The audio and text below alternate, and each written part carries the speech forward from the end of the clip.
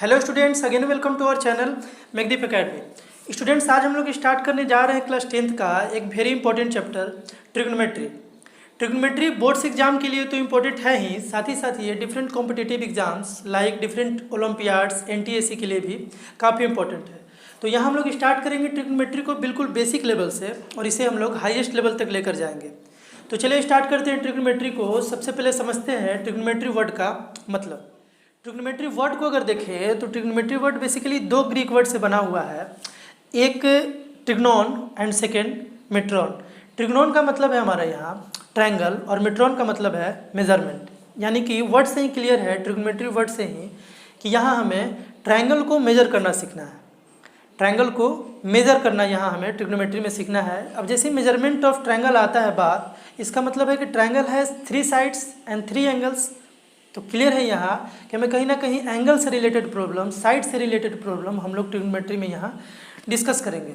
Higher classes में हम लोग देखेंगे, इवन 10th में भी देखेंगे कि जैसे ही हम लोग ट्रिग्नोमेट्री का बेसिक कॉन्सेप्ट सीख जाएंगे तो बहुत ऐसा क्वेश्चन हमें मिलेगा ज्योमेट्री में, लाइक सर्कल में या ट्रायंगल में, कि वो बहुत हार्ड लग रहा होगा आपको, और जैसे ही वहाँ आप ट्रिग्नोमेट्री का कॉन्सेप्ट यूज करेंगे वो क्वेश्चन काफ़ी ईजी हो जाएगा। यानी कि कहीं ना कहीं ट्रिग्नोमेट्री को अगर हम अच्छे से सीखें तो ये हमारे मैथ्स को इंटरेस्टिंग बनाने जा रहा है। तो चलिए हम लोग देखते हैं। ट्रिग्नोमेट्री समझने के लिए हमें सबसे पहले यहाँ कुछ बेसिक फंक्शंस पढ़ने हैं जिन्हें हम ट्रिग्नोमेट्रिक रेशियो के नाम से यहाँ जानेंगे। लेकिन उससे पहले हम लोग राइट एंगल ट्रायंगल को रिकॉल कर लेते हैं, राइट एंगल ट्रायंगल का कॉन्सेप्ट। सपोज हमारे पास यहाँ एक राइट एंगल ट्रायंगल है ABC which is right angle at B. यानी कि यहाँ इस ट्रायंगल में ABC में ये एक राइट एंगल ट्रायंगल है जहाँ एंगल B जो है वो 90 डिग्री है। यहाँ एंगल B हमारा 90 डिग्री है। और सपोज यहाँ हम लोग एंगल C को थीटा मान लेते हैं। Theta is basically a symbol which is use to denote any angle. किसी भी एंगल को डिनोट करने के लिए थीटा का यूज करते हैं, जो कि एक सिंबल है, एक सिंबल की तरह है। अब यहाँ हम लोग थीटा को अगर देखें तो थीटा के लिए जो BC है, यहाँ साइड BC जो है थीटा के लिए ये बेस होगा, क्योंकि BC पर ही थीटा बना हुआ है। यही अगर एंगल A के लिए बात करें, इस एंगल के लिए, इस एंगल के लिए जो BC है ये बेस नहीं है, इसके लिए बेस AB है। यानी कि यहाँ 4 थीटा हम लोग यहाँ बोल सकते हैं कि BC equal to base, BC हमारा यहाँ बेस है। और यही थीटा के लिए AB हमारा परपेंडिकुलर हो जाएगा, क्योंकि यह AB BC पर परपेंडिकुलर है। अगर BC इसका बेस है थीटा के लिए तो हमारा AB परपेंडिकुलर होगा, यानी कि 4 theta AB is perpendicular. But अगर यही A के लिए बात करें, एंगल A के लिए, इस एंगल के लिए कौन सा परपेंडिकुलर होगा, तो जाहिर सी बात है अगर एंगल A के लिए AB बेस है तो परपेंडिकुलर BC होगा। अब यहाँ हाइपोटेनस का कॉन्सेप्ट हम लोग जानते हैं कि राइट एंगल ट्रायंगल में 90 डिग्री के ठीक सामने वाला साइड, यहाँ 90 डिग्री B है, इसके ठीक सामने वाला साइड हमारा AC हुआ। यानी कि हाइपोटेनस यहाँ AC होगा। 90 डिग्री के ठीक सामने वाले साइड को हम लोग हाइपोटेनस बोलते हैं। AC equal to here hypotenuse. अब यहाँ हाइपोटेनस हर एंगल के लिए सेम होगा। हाइपोटेनस में हमें एंगल से मतलब नहीं है, सिंपली हमें इसका कॉन्सेप्ट के अनुसार यही देखना है कि राइट एंगल ट्रायंगल में 90 डिग्री के ठीक सामने वाला साइड कौन है। यहाँ B के सामने AC था, देयरफॉर हम लोग यहाँ AC को हाइपोटेनस लिए। एंगल A के लिए भी हाइपोटेनस AC है और एंगल C यानी थीटा के लिए भी हाइपोटेनस हमारा यहाँ AC ही रहेगा। हाइपोटेनस में कोई कन्फ्यूजन नहीं है। But for different angle perpendicular and base is different. Theta के लिए मेरा बेस हुआ BC और परपेंडिकुलर हुआ AB। बट यही अगर एंगल A के लिए बात हम लोग करते हैं तो यहाँ बेस हो जाता AB और परपेंडिकुलर हो जाता BC। अब यहाँ में जो सबसे पहला फंक्शन पढ़ना है उस फंक्शन का नाम है साइन फंक्शन। साइन फंक्शन को हम लोग इस तरह से डिफाइन कर सकते हैं कि sine is basically a function. Sine एक फंक्शन है जो जिस एंगल के लिए यूज हो उस एंगल का हम लोग परपेंडिकुलर और हाइपोटेनस का रेशियो लेते हैं। लाइक यहाँ सपोज हम लोग साइन फंक्शन का यूज करें थीटा डिग्री के लिए। ऐसे लिखने का मतलब हुआ कि थीटा डिग्री के लिए यूज हो रहा है यहाँ साइन फंक्शन। ये भी बोल सकते हैं कि थीटा डिग्री पर अप्लाई हो रहा है साइन फंक्शन। तो यहाँ हम लोग साइन फंक्शन अप्लाई होने का मतलब ये है कि यहाँ जो थीटा के लिए परपेंडिकुलर है और हाइपोटेनस है उन दोनों का रेशियो ले लेंगे। यानी कि यहाँ हमारा थीटा के लिए परपेंडिकुलर हम लोग अभी देखें AB है, तो AB और इसके लिए हाइपोटेनस यहाँ AC है, तो AB और AC का हम लोग यहाँ रेशियो ले लेंगे। इसे हम लोग फार्मूला के फॉर्म में याद रख सकते हैं कि साइन जैसे ही अप्लाई होगा वहाँ हम लोग AB यहाँ परपेंडिकुलर था यानी कि P P for perpendicular, and AC के लिए हम लोग H लिखेंगे यानी कि हाइपोटेनस। यानी कि साइन जहाँ भी अप्लाई होगा जिस एंगल के लिए, वहाँ हम लोग परपेंडिकुलर और हाइपोटेनस का रेशियो लेंगे। सेकेंड फंक्शन है हमारा कोसाइन फंक्शन, जिसे हम लोग शॉर्ट में कॉस बोलेंगे। कॉस जिस एंगल के लिए यूज होगा, कॉस फंक्शन, उस एंगल का हम लोग बेस और हाइपोटेनस का रेशियो लेंगे। लाइक यहाँ अगर थीटा के लिए कॉस फंक्शन हम लोग यूज करेंगे तो थीटा के लिए हम लोगों का बेस BC है और हाइपोटेनस AC, तो हमारा होगा BC बाई AC। और यहाँ हम लोग फार्मूला इसे याद रख सकते हैं शॉर्ट में, B by H, B for यहाँ base and H for hypotenuse. Next function हमें जानना है टेंजेंट फंक्शन। टेंजेंट फंक्शन को हम लोग शॉर्ट में बोलेंगे tan जिस एंगल के लिए यूज होगा, सपोज यहाँ tan थीटा के लिए यूज हो, किसी भी एंगल के लिए अगर tan यूज होगा तो वैसे केस में हम लोग परपेंडिकुलर और बेस का रेशियो लेंगे। सपोज यहाँ हम लोग tan यूज करें थीटा डिग्री के लिए, यहाँ थीटा के लिए हम लोग tan का यूज कर रहे हैं, tan फंक्शन का, तो वैसे केस में थीटा का जो परपेंडिकुलर है यानी कि AB और इसका जो बेस है यानी कि BC, थीटा के लिए बेस BC है यानी कि BC का हम लोग रेशियो ले लेंगे। और इसे हम लोग, इसका फार्मूला हम लोग याद रख सकते हैं, P बाई B यानी कि P for perpendicular and B for base. तो इस तरह से हमने यहाँ 3 फंक्शन को जान लिया, लेकिन हमें इस चैप्टर में 6 फंक्शन पढ़ने हैं। लेकिन जैसे हम लोग इन तीनों फंक्शन को जान लिए, अगला जो 3 फंक्शन हमें जानना है वो बिल्कुल आसान हो गया, क्योंकि अगला जो 3 फंक्शन है इन तीनों फंक्शन का ठीक वो रेसिप्रोकल है, ठीक उल्टा है। लाइक यहाँ जो हमें 4th फंक्शन पढ़ना है उसका नाम है कोसेकेंड फंक्शन, और इसे हम लोग शॉर्ट में कोसेक बोलेंगे। सपोज यहाँ कोसेक फंक्शन जो है वो थीटा एंगल के लिए अप्लाई हो, कोसेक फंक्शन हम लोग अप्लाई कर रहे हैं थीटा एंगल के लिए, थीटा डिग्री के लिए, तो इस केस में हम लोग यहाँ P बाई एच था, साइन का ठीक उल्टा होता है कोसेक, साइन फंक्शन का ठीक उल्टा होगा कोसेक फंक्शन। तो साइन फंक्शन में हम लोग P बाई एच ले रहे थे, तो वहाँ हम लोग लेंगे H by P means hypotenuse by perpendicular का रेशियो। यहाँ हाइपोटेनस जो है वो AC है, थीटा के लिए AC हाइपोटेनस है यानी कि AC, और परपेंडिकुलर जो है थीटा के लिए वो AB रहेगा यानी कि हमारा AB।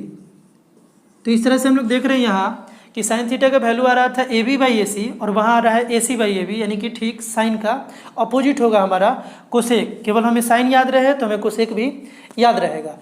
नेक्स्ट हम लोगों को 5th नंबर पे जो पढ़ना है उसका नाम है सेकेंड फंक्शन। सेकेंड फंक्शन को हम लोग शॉर्ट में बोलेंगे सेक फंक्शन। सपोज यहाँ अगर सेक अप्लाई हो थीटा के लिए, शॉर्ट में हम लोग सेकंड फंक्शन को सेक बोलेंगे। सेक यहाँ अप्लाई हो रहा है थीटा डिग्री के लिए, तो उस केस में जो सेक है हमारा ठीक कॉस का अपोजिट है, कॉस का रेसिप्रोकल है, कॉस थीटा का रेसिप्रोकल। यहाँ B बाई एच था, इसका मतलब यहाँ H बाई B होगा, हाइपोटेनस बाई बेस। और थीटा के लिए यहाँ जो हाइपोटेनस है वो AC ही रहेगा, हाइपोटेनस तो सेम रहेगा।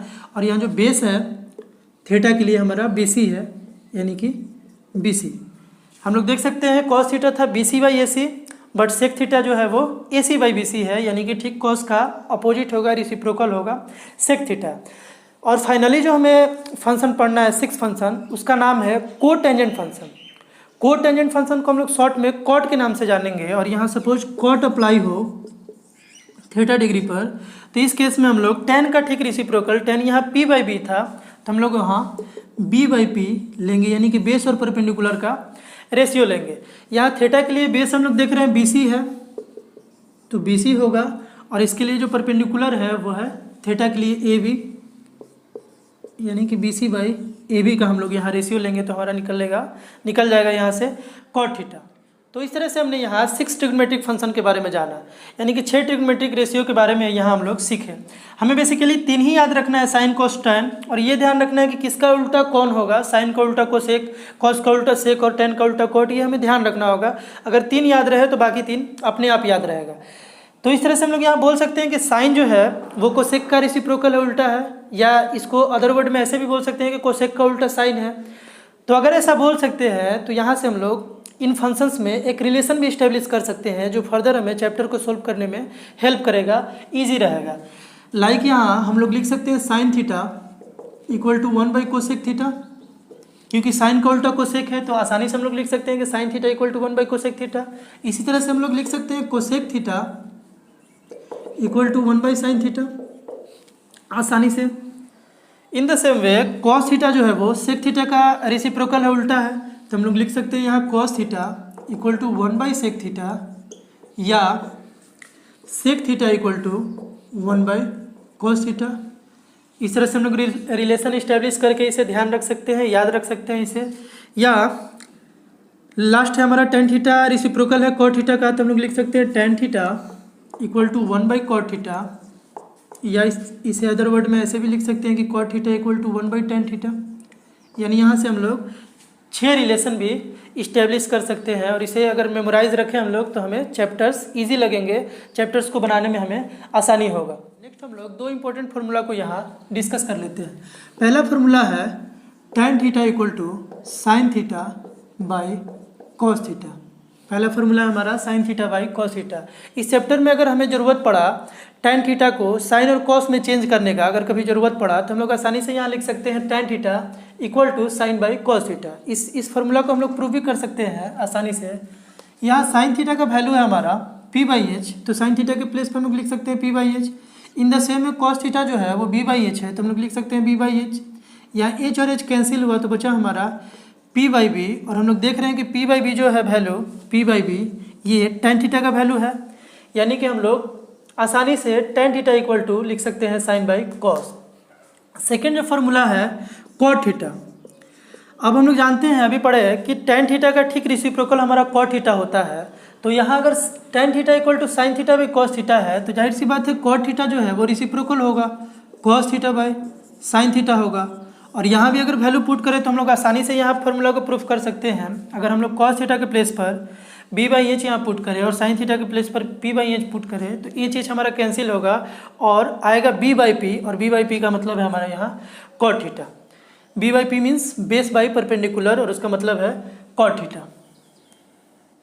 तो इस तरह से हमने डिफरेंट ट्रिग्नोमेट्रिक फार्मूला को समझा यहाँ, और हम लोग यहाँ फंक्शन के बारे में समझे। आइए हम लोग एक एग्जाम्पल लेकर ट्रिग्नोमेट्रिक फार्मूला को और बेहतर समझते हैं। सपोज हमारे पास एक राइट एंगल ट्रायंगल है ABC, जो कि राइट एंगल्ड है B के पास, और सपोज यहाँ BC का वैल्यू जो है BC ये हमें 12 सेंटीमीटर दिया हुआ है, और AB हमारा 5 सेंटीमीटर दिया हुआ है, और इस तरह से AC का वैल्यू हमारा 13 सेंटीमीटर हो जाएगा क्योंकि ये राइट एंगल ट्रायंगल है।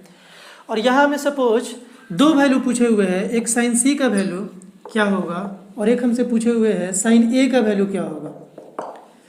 अभी हम लोग देखे थे, समझे थे कि जिस एंगल के लिए साइन फंक्शन अप्लाई होगा उस एंगल का परपेंडिकुलर और हाइपोटेनस का हम लोग रेशियो लेंगे।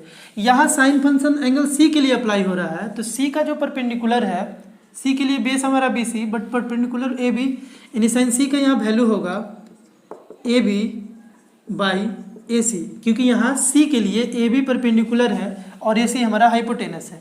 तो यहाँ से AB का वैल्यू हमारा है 5 सेंटीमीटर और AC का वैल्यू है, AB का वैल्यू 5 सेंटीमीटर और AC का वैल्यू हमारा 13 सेंटीमीटर। सेंटीमीटर कैंसिल, यानी कि यहाँ आया 5:13। साइन C का हम लोग यहाँ वैल्यू निकालेंगे तो हमारा आएगा 5:13। उसी तरह से साइन A का, A के लिए अब यहाँ साइन फंक्शन अप्लाई हो रहा है, तो एंगल A के लिए बेस हो जाएगा हमारा AB बट परपेंडिकुलर BC होगा, यानी कि फॉर साइन एंगल A हमारे यहाँ फार्मूला होगा परपेंडिकुलर यानी BC by AC, perpendicular by hypotenuse. अब यहाँ जो BC का हमारे पास वैल्यू दिया हुआ है 12 यूनिट यानी इक्वल टू 12 सेंटीमीटर, और हमारा AC का वैल्यू रहेगा 13 सेंटीमीटर। तो यहाँ से सेंटीमीटर कैंसिल, यानी कि साइन A का वैल्यू आ गया 12:13। तो इसी तरह से हम लोग डिफरेंट ट्रिग्नोमेट्रिक फंक्शन का वैल्यू यहाँ आसानी से बता सकते हैं।